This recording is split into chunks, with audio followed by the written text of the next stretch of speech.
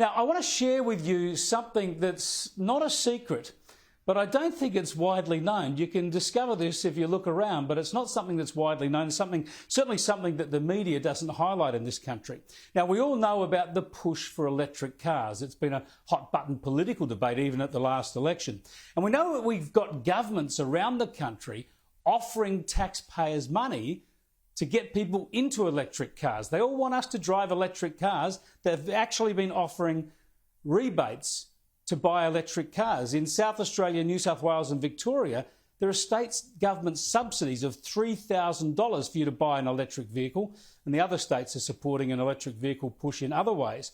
And federal Labor now, even after losing the last election talking about this sort of stuff, they are promising to ramp up what they're going to do in a federal election. They're going to get rid of taxes on electric vehicles. Here's the Labor leader, Anthony Albanese.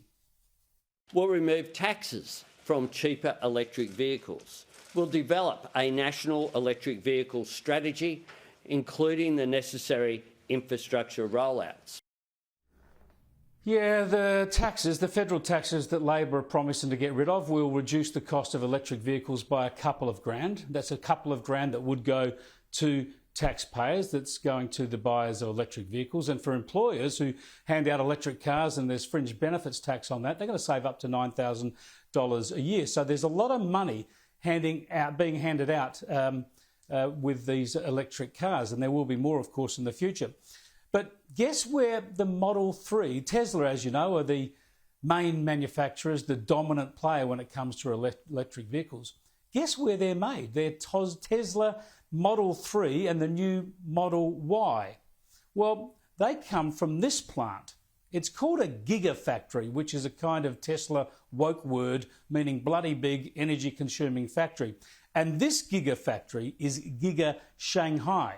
That's right. These Tesla cars we're all being encouraged to buy are built in China and exported around the world. 如何花钱？上海超级工厂有着独一无二的成本观，特斯拉成本控制的极佳定律。So let's get this straight.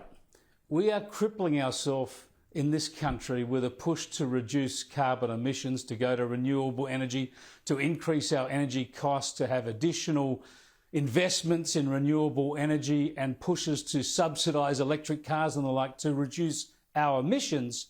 Yet we are buying cars from China where they are still increasing emissions, and they are doing that largely by burning coal to turn our iron ore into steel and make stuff like this. This is madness. They're increasing their emissions, strengthening their economy, making their people richer. And what are we doing? We are helping to pay for that by putting taxpayers' money and subsidies into the purchase of electric vehicles that are made in China. China is threatening us militarily. It's punishing us with economic sanctions because we dare to speak out on some crucial global issues. Yet this is what we do to China. We use our money to support the Chinese electric vehicle manufacturing industry. It is madness, is it not? This is self-harm on a grand scale. Forcing Australians, spending Australian taxpayers' dollars to help China. And of course it doesn't help the environment either because they're increasing their emissions by making these vehicles, and we're just doing a little bit of virtue signalling here by driving electric cars and reducing our emissions by this much while China's go up this much.